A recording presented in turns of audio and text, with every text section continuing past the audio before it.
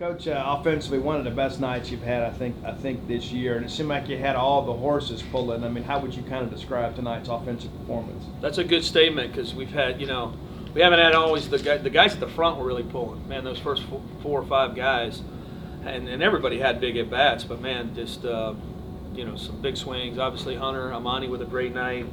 But a lot of guys just had great at bats. We felt like we really had to grind them out. I think Go did a great job of preparing them because their guy is that 4 to 6 inning guy. If you can get him out of there in the 4th or 5th, you got a chance, and that's what happened tonight.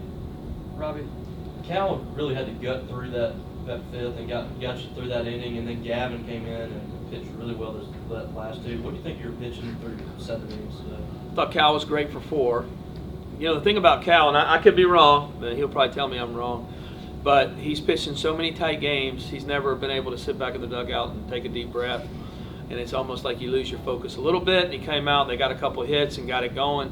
Didn't get a couple close pitches, but in Cal, he locks back in and finishes out the inning. And I think that's huge. You could let that inning blow up, and next thing you know, we're still playing 2 more innings, and you're dogfighting and putting your good bullpen out there. And he's just a tough kid. He kind of got it back under him. And I thought Gavin was great. Gavin hadn't been out there as much in a while, and he's got good stuff, so it was good to see him back out there. The pitch count wasn't too high after 4 innings. Did you feel like that long inning kind of got we did. Just a lot of stress. Sometimes, some weeks we run him back out there at 95, but the stress of that inning I thought got him. And with the lead like that, I didn't want to leave our horse out there. Benjamin? Been an interesting few weeks there for Amani. Been going through a slump, moved out of the defensive orientation. For him to what's he been like just the last few weeks going through all of this? Obviously, he was rewarded with a big night here. Yeah, big night. Is a great kid. Not one time has he put his head down or acted like a wimp or been, he works. He actually works too hard. Like this kid lives the game, dies the game, and he's such a great player. We've all seen it, but it's been a little funky for a couple of weeks for him. But it's good to see him have a good night and get rewarded for all his hard work. Steph. DJ has 3 runs the other day and reaches base 3 times again today. I guess what have you seen from him this week that maybe we didn't see in that series at Bandy? You know what? I thought he was great Wednesday night. I mean, and it's seeing the ball. Even tonight, he had a couple. The big walk. And I thought he was really good again tonight too. He just slowed it down a little bit. He stayed in his legs. I know we talk about that with him all the time. You'll see him jump, he's just trying to do too much usually. And what's funny is he has to do less than everybody else. Usually, if he just touches it, it goes a mile. But I thought he's seen the ball really good this week. How much does that help you with the way Hunter's been playing? I mean, we saw teams early in the year just pitching around DJ. How tough does it make it when Hunter's playing like that to give DJ some opportunities as well? We're really hard to beat when Hunter Hines plays like that. Those guys all start kicking in. I mean, you look at the big games Hunter's had this year. When he hits like that, we win. The Vanderbilts, the A&M, the LSU. He just shows you how talented he is.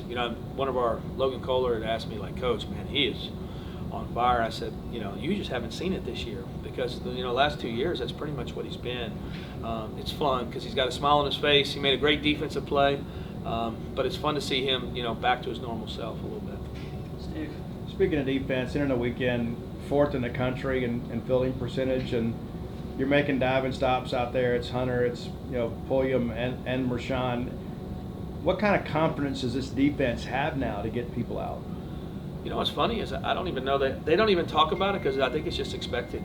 They just run out there and it's very clean. And when we don't make a play, I'm yelling at Logan Kohler when he dove and rolled, and I expect them to make every play now, but they just been very steady, very consistent. So it's really not talked about a lot. It's just kind of like the standard right now. Jack. The stretch for Hunter. I think all 5 of these home runs have been off left-handed pitching. Right? Is there anything different he's doing, or is it kind of surprising to see? He didn't hit lefties all year, but his first 2 years he hit lefty. His power came off lefties more than anybody. And so it's been a little strange for us, and now he's starting to do what he's done in the past. So I just think he's in a really good spot with his swing right now and seeing the ball. And it was. Those 2 homers tonight. That guy they threw was really good. He's pitched the last 6 weeks in the SEC, and he has competed with everybody, the best in the country. I think they had 1 in the country come in there 2 weeks in a row, and he pitched great against them. So Hunter, the at-bats Hunter had, that was really impressive. Steve. Bryce Chance, toughest guy in the SEC to strike out right now statistically, and you just moved him up to lead off. And last weekend he kind of had a tough luck weekend. How comfortable are you with him now in the leadoff spot, and to see him have a night like tonight? That's been a big question in our office lately. And I'm glad you said tough luck, because he did have like 5 or 6 at-bats last week where he hit a ball in the nose and gave us the best thing about Bryce, he doesn't strike out because he doesn't swing and miss. Sometimes that's not good for your leadoff, because he'll give you if he gets a slider on 1-0, he's putting that ball in play. So we've debated it, but like I always tell Go, when you got a lineup that's working and you're winning, I have a hard time going away from it. Some people constantly change it. Y'all been here long enough. I don't change it too often. I feel like guys get comfortable, and if we're playing good baseball, I feel like guys will pick each other up. Robbie, I feel like we talk about Ethan a lot in here, but has the mature approach at the plate in the 6th or 7th when he had the sac fly. I mean, how well do you feel like he's taking advantage of this opportunity you've given him to get in the lineup and do it on both sides too? Because he hadn't made a lot of mistakes on defense either. No, he made a great play tonight too out there for Gavin. He's doing great. I mean, he's a good player.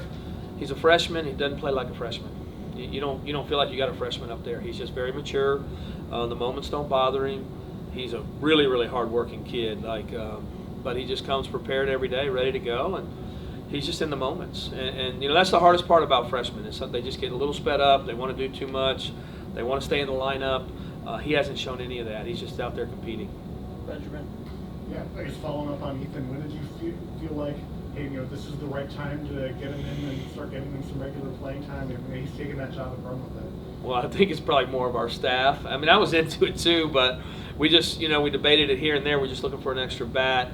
And we haven't really, this is a big score tonight, but we haven't had many of these all year. Even on our midweeks, it's 6-4. It's, I haven't had a chance to play my freshmen probably as much, and so we hadn't had a chance to see him. But in the fall, in spring training, he just always put together good at bats, and he needed an opportunity. I went 1 week. I had a freshman for a week almost, getting those at bats in SEC play, and I just felt like he deserved that opportunity, and he took it and ran with it. Steph? Looking ahead to tomorrow, I guess, what kind of went into the decision to go back to Tarantula on Saturday instead of Sunday? I just think you're going to have to do it this week or next. And he had a good pen this week, felt good. Because the Thursday, Friday, Saturday's coming, the conference tournament's coming, so you kind of have to put him in a spot. You're thinking regionals or whatever. You don't want him sitting back on that backside because it's really hard to move him up then. So we felt like we had to do it this week or next. Being that we were at home, we felt like it was better to move him up on the week that he was at home. So he'll be okay. He's a vibrant kid, and so. But that's it. We did have a little thought process into it. Hunter, we get a chance to talk a lot these days, but what's the deal with you and left-handers right now? I mean, early in the year it seemed like maybe the soft toss and lefties were giving you trouble, but lately it seems like whatever anybody throws up there, you're able to get a good barrel on it. Yeah, early in the season gave me trouble. Started working on it. I've always hit lefties in my career, so I don't know. It's just two-pitch guys, so don't make it simple and just hit what they throw up there. Robbie? Amani kind of struggled at the top of the order. Coach moves you down, and you get that big grand slam today. How did that feel to get that big hit and get a monkey off the back a little bit? Yeah, it feels great. It's more the team more than anything. Like, just keep supporting no matter what it looks like, and just continue going to work every day with them. And guys like Hunter just continue to push me, and guys like Coda continue to push me every day. So, Steph?